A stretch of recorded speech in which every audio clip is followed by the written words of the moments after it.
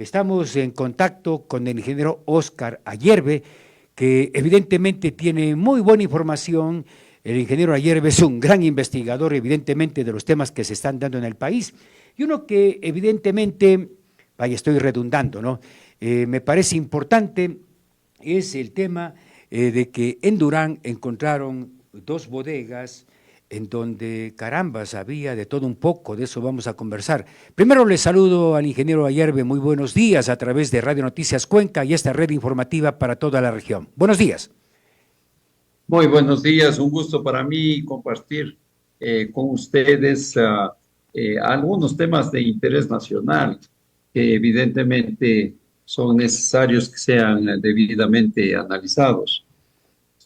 Primerito, Óscar, le quería preguntar, ¿qué expectativas tiene usted y qué es lo que podría pasar con las elecciones en Venezuela, que creo que es un tema que a nivel del continente y a nivel mundial interesa, ¿no? Este próximo día domingo.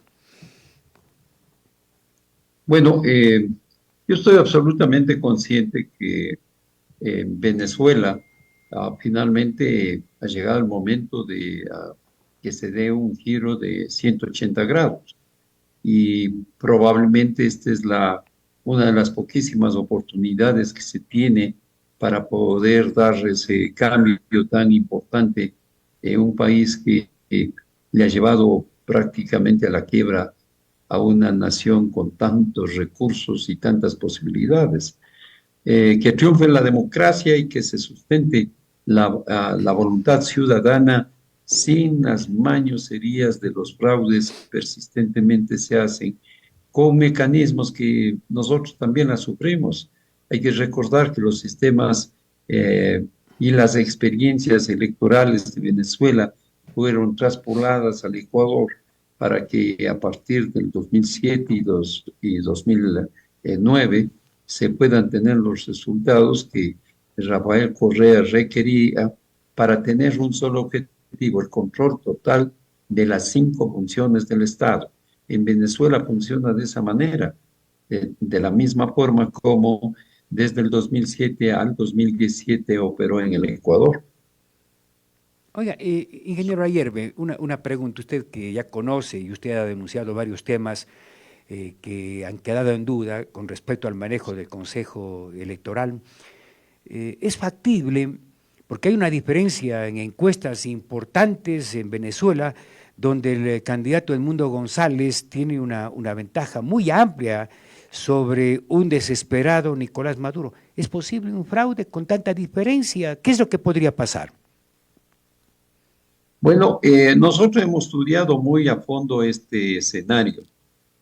Primero, los depositorios que en el sistema informático de Microsoft, del Azure, puedan ser trastocados y fuimos aprendiendo paulatinamente con sistemas paralelos que puedan empatar el sistema informático del CNE.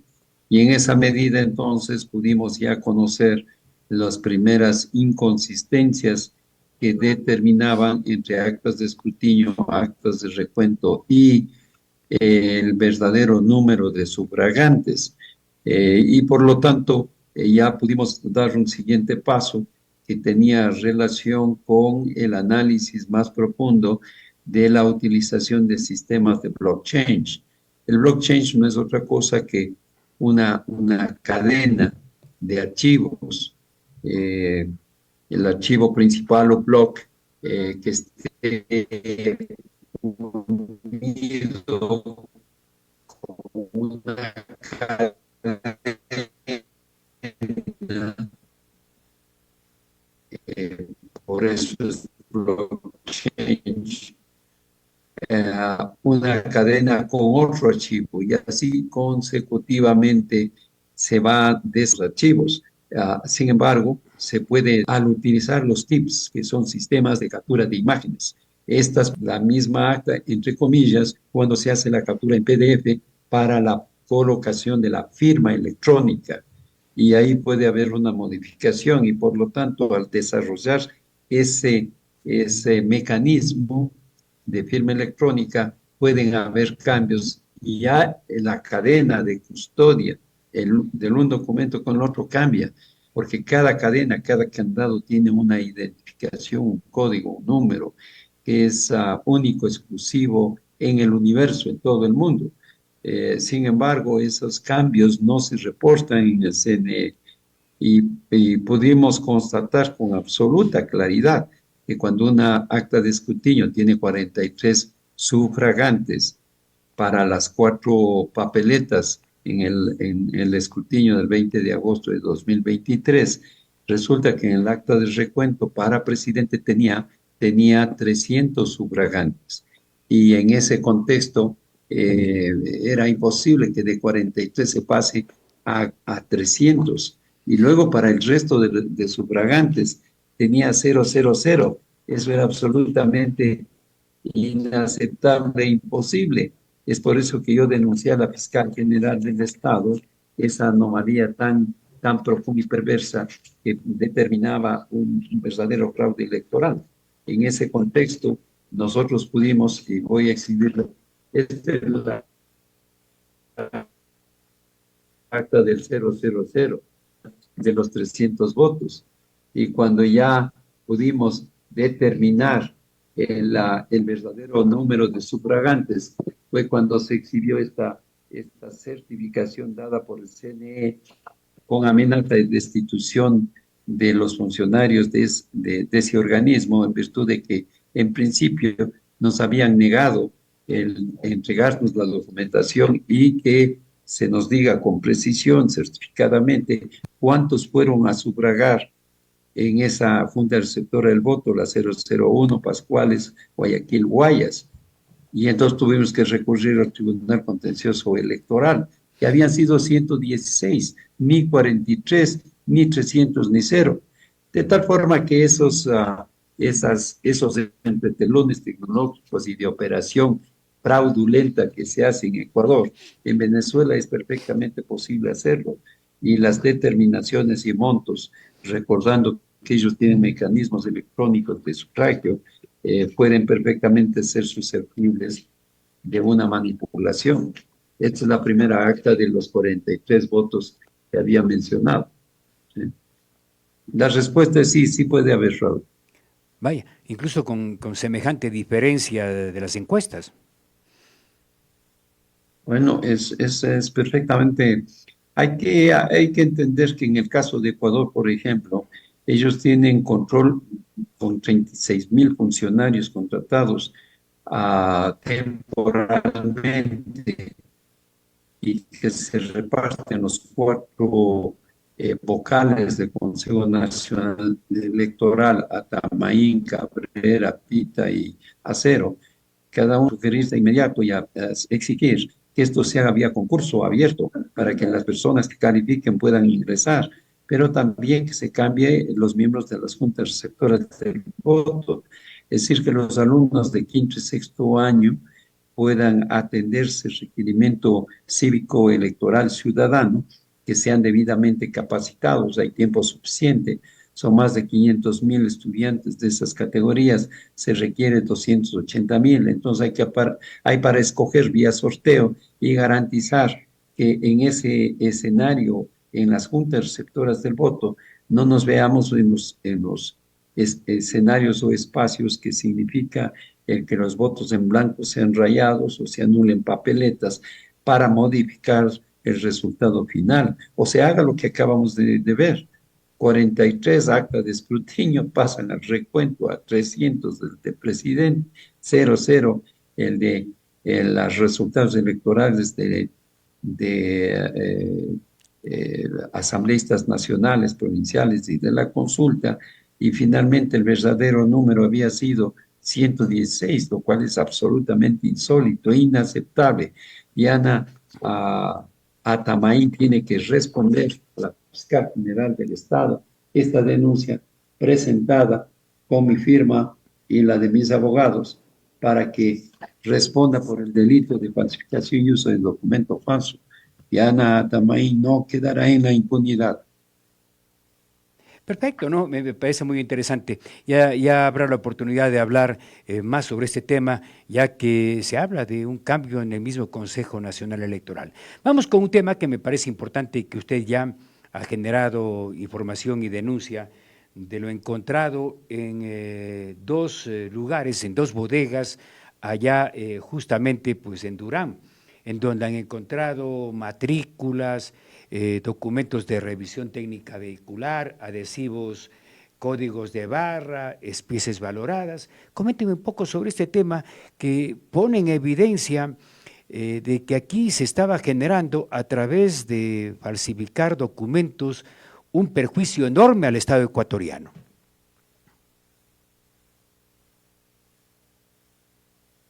Bueno, Efectivamente, en el año 2022, el ministro de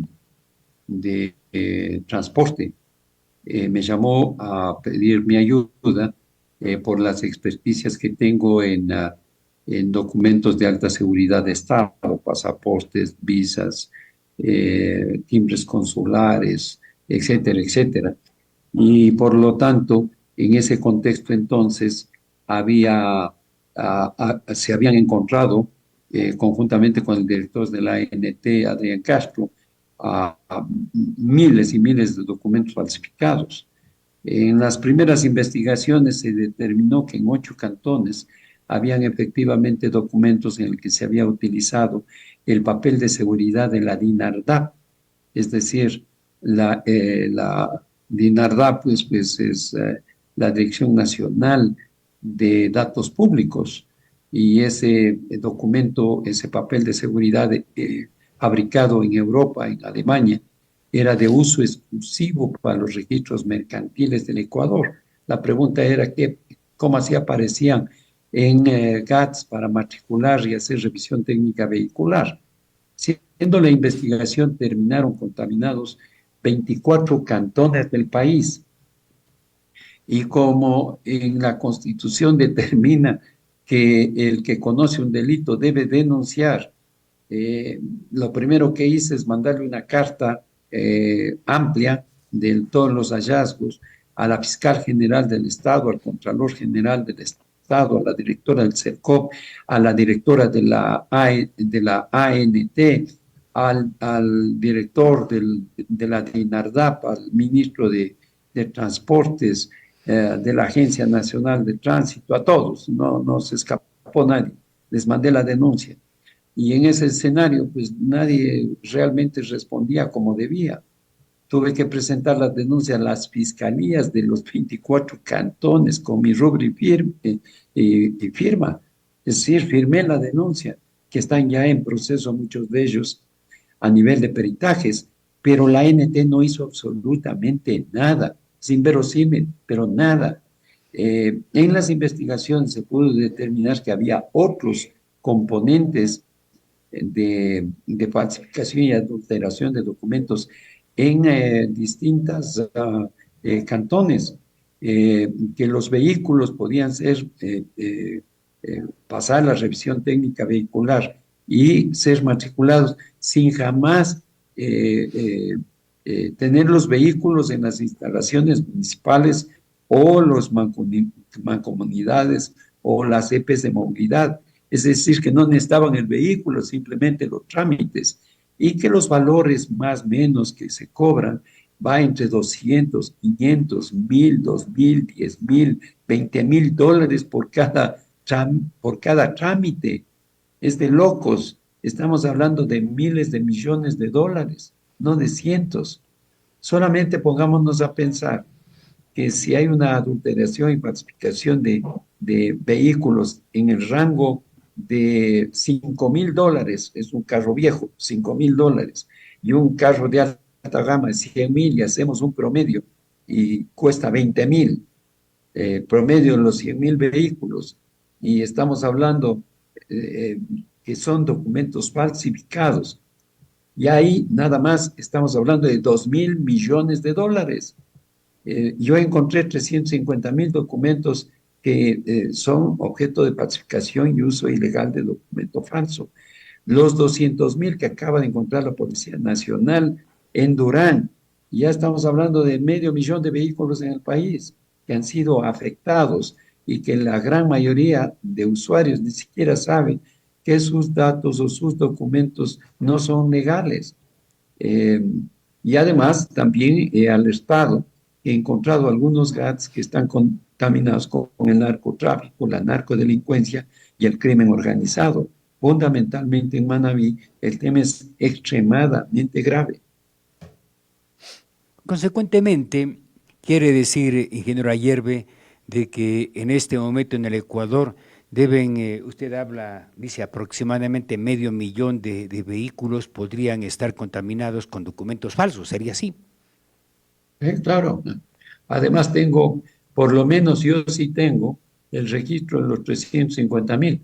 Tengo los números, los hats, tengo toda la información. Y las fiscalías que están operando, hasta ahora ninguna de ellas ha llegado al punto de presentar cargos en contra de los tres delincuentes que les tenemos perfectamente identificados: David Monroy, Jimmy Rivera y Yesenia Orbe, que han operado el sistema, además cometiendo otros delitos como el uso ilegal de diseños, artes de propiedad intelectual de otra empresa. Todo esto está perfectamente denunciado. Yo he sacado no menos de unos 15 X, antes Twitter, denunciando estos temas, y nunca he recibido de la ANT una respuesta. Pero además le hemos pedido como organismo, Foro Nacional de Movilidad, que actualicen la normativa 359, que es obsoleta, y que vía ese mecanismo muchos inaprensivos funcionarios de algunos GATS en el país pretenden disminuir las especificaciones técnicas para que cualquier imprenta debajo de un zaguán, sin ninguna posibilidad técnica de producir documentos de alta seguridad de Estado, como son cheques, billetes, matrículas, certificados de nacimiento, es decir, documentos que usan instituciones de Estado como el IGM, Ministerio de Finanzas, Banco Central del Ecuador, la banca privada, la banca pública, estamentos de seguridad del Estado. Están todos vulnerados porque pueden entonces cualquier persona, como ya se lo ve en Durán, hacer impresiones de documentos que representan cientos de millones de dólares en asalto y robo. Querría decir, ingeniero Ayerbe, de que esto trasciende también a otro tipo de actividades, ¿no? Aquí yo hubo un caso, por ejemplo, de que alguien falsificó especies valoradas para locales comerciales y que era simplemente una forma de extorsión que se estaba haciendo. Querría decir de que el país está contaminado con este tipo de situaciones, ingeniero. Yo debo mencionar a la Superintendencia de Bancos y Seguros. Ellos tienen la normativa más exigente para que las empresas que fabrican cheques en Ecuador cumplan requisitos extraordinariamente exigibles. Tanto es así que deben tener, entre otras cosas, calificación ISO para poder producir estos documentos. Deben tener normativas de alta seguridad en la producción, deben tener seguridad de la base de datos y garantía del buen uso de estos instrumentos. En cambio, para hacer matrículas y revisión técnica, cualquier imprentucha por ahí en algún zaguán podría hacerlo, porque no exigen absolutamente nada. Por el contrario, van bajando las especificaciones técnicas, están pensando a ver si es que pagan 0 centavos y poniendo en riesgo en miles de millones a los usuarios, a los ciudadanos y al país entero. Esta situación es intolerable, inaceptable. Y una cosa, de los 24 denuncias que yo he presentado por falsificación y uso de documento falso en documentos de matrícula y revisión técnica vehicular, solo un alcalde, el alcalde de Atahualpa, presentó denuncia a la fiscalía. El resto de alcaldes, bien, gracias, mutis causa, protegen a los delincuentes internos que, sabiendo lo que estaba pasando, pues se conspiraron con la banda delincuencial que operaba en esos cantones para venderles vía ínfimas cuantías o subasta, que son las de menor número, para poder hacer todas estas fechorías. Lo asombroso es que la Agencia Nacional de Tránsito no opera. Querría decir, ingeniero, de que resultó hasta cierto punto mala idea el hecho de entregar la competencia del tránsito y de la movilidad a los municipios con lo que usted nos está contando, porque no hubo, en este caso, la reciprocidad en el intento de descentralizar el país, resultó más bien un gran negocio para ciertos municipios. Yo diría que algunos probablemente que sí, pero yo diría que el mayor negocio está en la ANT. Es la institución más corrupta que tiene el país en movilidad. Es de locos. El tema de rutas, el tema de habilitaciones, el tema de matrículas, de revisión técnica, el uso del sistema informático, el tema de licencias de conducir, es un asco, es una podredumbre integral, global. Pocos hablan de este tema por los riesgos y peligros que existen. Hay gases contaminados como en Demanta, van y matan a los directores de movilidad, de tal manera que todos saben, esto es como metástasis, esto es como la purga, todos saben lo que ocurre, nadie quiere hacer nada. Hay pocos Quijotes que se atreven a hablar de estos temas como Óscar Ayerbe, como igual que en muchos casos que Óscar Ayerbe interviene ya, como el tema de las denuncias de corrupción en el CNE y la señora Diana Tamaí, y sigue sentada ahí y oronda porque piensa que se va a quedar hasta el 24 de mayo de 2025. Tranquilo. Oye, Esto de la ANT es fatal. Si el país, yo estoy dispuesto a entregar toda la información ya de manera pública, yo ya no voy a seguir insistiendo a las autoridades. Y yo le ingeniero, mandé ya un mensaje al ministro Roberto Luque y le dije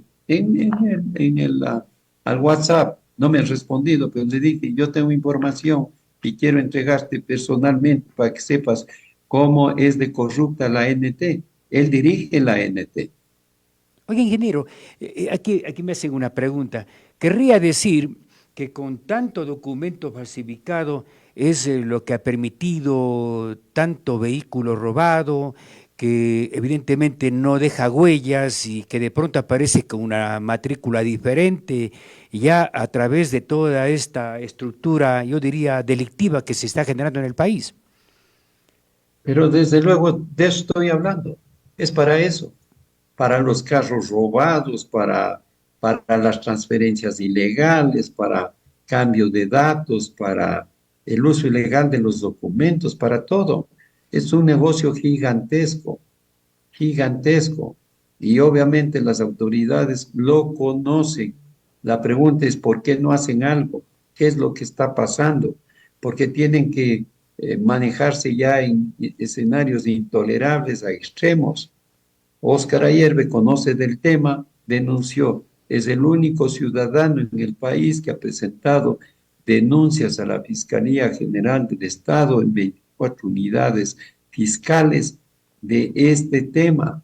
Y cada día va avanzando más y más y más para que finalmente en Durán la Policía Nacional, las Fuerzas Armadas, encuentren una bodega con cientos de miles de documentos que están a la vista de todo el país, ¿no? Yo le estoy escribiendo el día de hoy al comandante general de la policía, al ministro de gobierno, al ministro de transporte, al director de la ANT, y voy a mandar una carta a la Asamblea Nacional también para que hagan una investigación, que convoquen al director de la ANT. ¿Por qué no actualiza un reglamento pendejo, sencillo, para frenar todo esto? Y les voy a decir que yo tengo información y que tengo todo disponible para que lo analicen, lo revisen, y que tengo los expedientes fiscales. Y le voy a mandar una carta a la fiscal general del Estado también para decirle, oiga, aceleren este escenario. Es inaudito que los delincuentes sigan orondos, operando a vista y paciencia de todos. están identificados, nombres, apellidos, cédulas, direcciones, teléfonos, ¿qué más quieren? Oiga, terrible lo que usted está realmente narrando, ingeniero Ayerbe, ¿no? Evidentemente, ¿qué El se país podría me hacer a más conoce. a más de una actitud lo suficientemente contundente de la justicia? ¿Qué se puede hacer cuando yo entiendo que en este momento el país está contaminado con documentos falsificados? Bueno, ya el mirar las fotografías de Durán y el revisar minuciosamente las mismas, inclusive la declaración que hace Roberto eh, Luque y el gobernador del Guayas, ya, ¿qué más? ¿Qué más? O sea, ¿qué más quieren? Y, y, y sin tener los recursos o las capacidades logísticas de todas las Fuerzas Armadas, la Policía Nacional, un ciudadano, Óscar Ayer, tiene más evidencias que todos ellos y les pone a disposición información. No, No se no sé vuelve, qué espera, yo digo, no se no sé vuelve qué espera. necesario hacer una declaratoria de emergencia en el tema de lo que estamos hablando, ingeniero, porque yo creo que esto ya está generando muchas dudas en muchas personas que a lo mejor compraron un carro con documentos falsificados y en la realidad ya no les pertenece. Deben haber cientos o miles de casos en el Ecuador en este momento. Las fiscalías están inundadas de denuncias, desbordadas de denuncias, y finalmente la eficacia de la denuncia, si del 100% no logran pasar del 3-4% resolviendo los problemas, es abrumador. Todos los días se encuentran documentos falsificados de matriculación. Hay que darle un giro de 180 grados. Yo conozco bien qué es lo que hay que hacer. Eh, y son realmente cosas simples, hay que poner en orden a todo el mundo. Primero que solamente las entidades, que son 72 de las 221, puedan ejercer la facultad de revisión técnica vehicular. Ya debe eliminarse la revisión visual, basta ya. Segundo, tienen que emitir un reglamento para que los que produzcan documentos de seguridad sean certificados, debidamente avalados, que no cualquier delincuente pueda producir como se vio ya en Durán. ¿Qué más evidencia quiere? Es brutal, ¿no?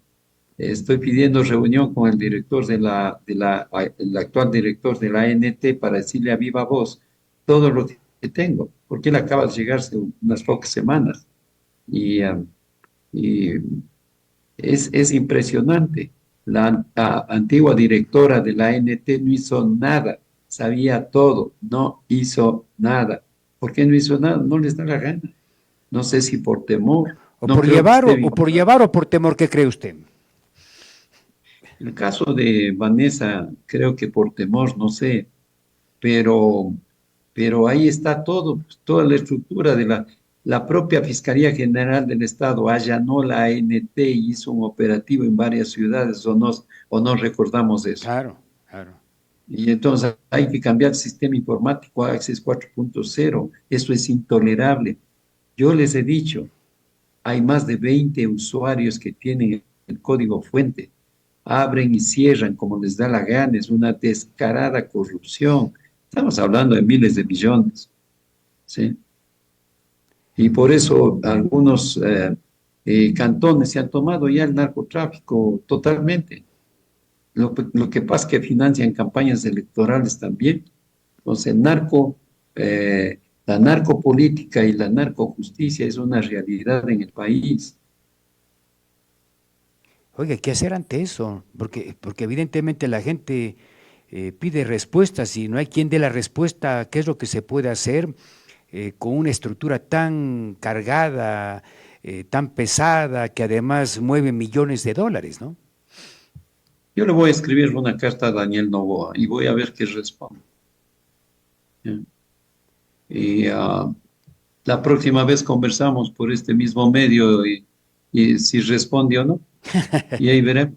Ya, ingeniero, Claro, le mandan que saludos por yo por lo acá. menos el país me conoce perfectamente. Yo soy un hombre que no tiene temores, ¿no?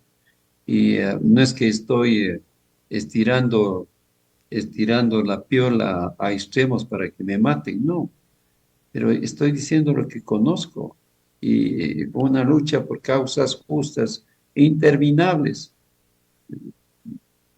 Bueno, El tema de los héroes del CENEPA nos tomó, ¿qué? Cuando pasó todos los eventos, solo dejaron 1.200 con todos los derechos, aun cuando el resto, 5.752, fueron declarados héroes. No cumplieron con la ley. Todavía tenemos cerca de 310 casos que todavía falta que se les cumpla y se les otorgue sus derechos de héroes. ¿Por qué tenemos que estar peleando estas cosas que deberían ser simples y que se cumpla con la ley con personas que entregaron su máxima expresión de heroísmo al país en 1995 en el CENEPA? El tema de la Mesa de Verdad y Justicia, que tuvimos que estudiar y pelear por 352 casos de jueces, fiscales, notarios que fueron destituidos ilegalmente por correísmo y perseguidos, o el caso de Óscar Ayerbe, que también fue perseguido y injustamente ubicado en escenarios inaceptables de persecución. Pues que yo he luchado todo esto por afectación propia, o el caso del 30S, como el presidente de la Asociación Víctimas 30S. La semana pasada logramos que un tribunal juzgue como inocentes a los que siempre fueron inocentes de la central de radio de la policía en el lugar de los incidentes. 14 años después declaran inocentes a personas que siempre fueron inocentes. 194 juicios penales ganados por la Asociación Víctimas 30S. Óscar Ayerbe, yo me siento orgulloso de eso. así es, Oscar. Bueno, le agradezco por su y siempre las órdenes, ¿no? Aquí le envía saludos desde Nueva York, desde Manhattan, Nelly Cobos, ¿no? Le mando un saludo cordialísimo, ingeniero. Un abrazo a Nelly, muchas gracias. Esta es la maravilla de la tecnología. Alguien puede pensar que estamos en Cuenca, pero estamos en el mundo entero. Es impresionante.